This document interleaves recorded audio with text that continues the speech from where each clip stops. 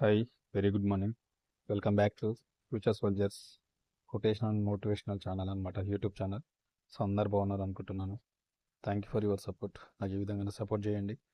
కొత్త వాళ్ళు ఎవరైతే నా ఛానల్ చూస్తున్నారో వాళ్ళు కంపల్సరీ సబ్స్క్రైబ్ చేసుకొని బెల్ ఐకాన్ క్లిక్ చేసి పెట్టుకోండి. పాత వాళ్ళు అయితే షేర్ చేయండి, లైక్ చేయండి, కామెంట్ చేయండి. కొత్త కొత్త ఇన్ఫర్మేషనల్ అండ్ కోర్స్ కోసం, మోటివేషనల్ కోర్స్ కోసం నాకు కామెంట్ చేయండి. నేను అలాంటివి చేస్తాను మీకోసం కూడా. సో ఈరోజు మీరు అలాంటి తమ్ముని చూశారు కదా, మన వ్యక్తిత్వం అంత గొప్పగా ఉండాలి. దానికి సంబంధించి ఇప్పుడు నేను ఒక ప్రేరణ కథ చెప్పబోతున్నా. అది ఎందుకు, ఏం కథ, దానివల్ల యూజ్ ఏంటిది అనేది చూద్దాం. మరి ఇప్పుడు అసలు ఏంది, అది ఎందుకు వచ్చింది అవార్డు అనేది చూద్దాం. ఎక్స్ప్లెయిన్ చేస్తాను నేను సింపుల్గా, షార్ట్ ఫామ్లోనే. ఈ వీడియోకి అయితే నేను ఒక 1000 లైక్స్ ఎక్స్పెక్ట్ చేస్తున్నాను. కంపల్సరీ చూసిన వాళ్ళంతా సబ్స్క్రైబ్ చేసుకోండి, నాకు సపోర్ట్ చేయండి. నేను కొత్త కొత్త మోటివేషనల్ వీడియోస్ మీకోసం చేస్తూ ఉంటా. ఓకే, డైరెక్ట్ వీడియోలోకి వెళ్ళిపోయి చూద్దాం.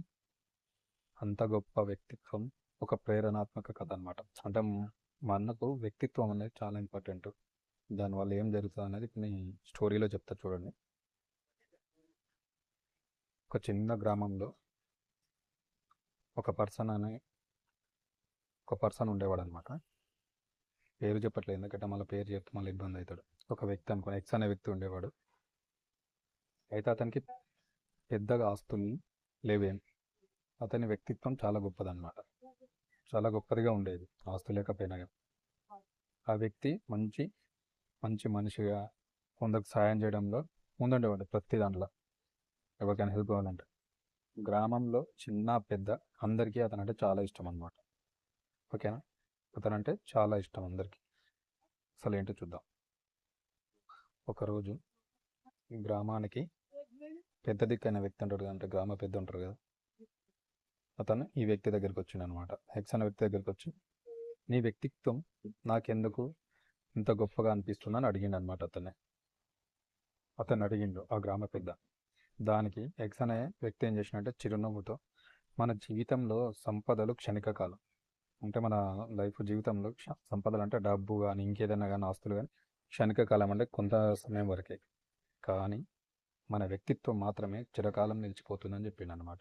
మన వ్యక్తిత్వం అనేది ఉంటుంది కదా, అది చిరకాలం నిలిచిపోతుంది అనమాట.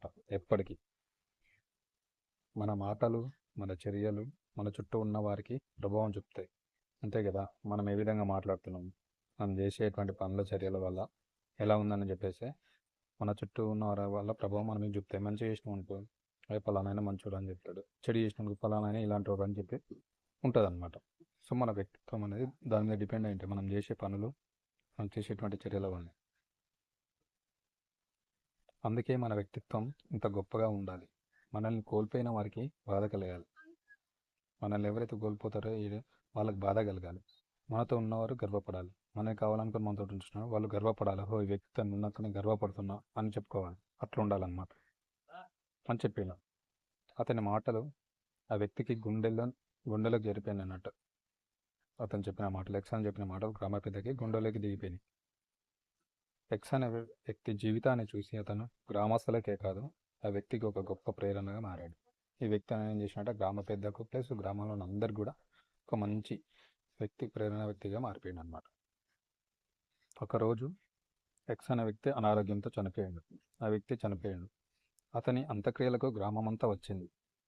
అందరూ కన్నీటి పర్యంతమై ఎక్స్ లాంటి వ్యక్తి ఇంకెవరు ఉండలేరు అని బాధపడారు. అందరూ బాధపడరట. ఎందుకంటే అతని యొక్క వ్యక్తిత్వం, అతను చేసిన పనులు, చేసినటువంటి చర్యలు ఆయనకి ఇవి తెచ్చిపెట్టినాయి. ఎందుకంటే అతను ఎవరో తెలియదు అతనికి, వాళ్ళందరికీ తెలియకపోయినా కానీ చేసిన పనుల వల్ల అతని యొక్క ప్రభావం, వాళ్ళ ప్రభావం ఆయన మీద ఉంది. ఫలానా వ్యక్తి మంచోడు అని చెప్పేసి.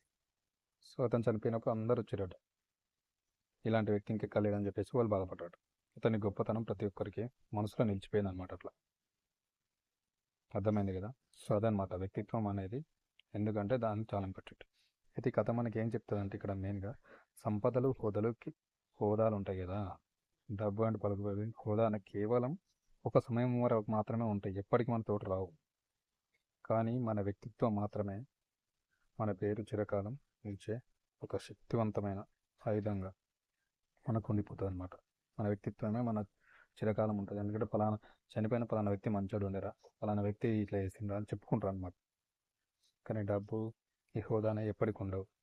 అది గుర్తుపెట్టుకోవాలి. మన వ్యక్తిత్వం గొప్పగా ఉంటే మన జీవితానంతరం కూడా మన కథలు జీవితాలను ప్రేరణగా నిలుపుతాయి. అంతే కదా, మనం చేసిన పనుల్లో మన యొక్క వ్యక్తిత్వం బట్టే మనం ఉన్నా లేకపోయినా తర్వాత కూడా ఆ ఫలానా వ్యక్తి ఇలా ఉంటుందా ఇట్లా ఉండదా ఇదా అని చెప్పుకుంటాం. సో మెయిన్ వ్యక్తిత్వం అనేది చాలా ఇంపార్టెంట్, డబ్బు హోదా కాదు. ఓకేనా? నా వీడియో అని మోటివేషనల్ షేర్ నచ్చితే లైక్ చేయండి, షేర్ చేయండి, కమెంట్ చేయండి, కంపల్సరీ సబ్స్క్రైబ్ చేసుకొని నాకు సపోర్ట్ చేయండి. ఈ వీడియోకి ఎంత లేనో ఒక 1000 లైక్స్ అయితే నేను ఎక్స్పెక్ట్ చేస్తున్నాను. చూసిన వాళ్ళందరూ కంపల్సరీ లైక్ చేసి షేర్ చేయండి. Thank you very much. మరొక మంచి మోటివేషనల్ వీడియోతో మళ్ళీ మేము ముందుకు వస్తాం.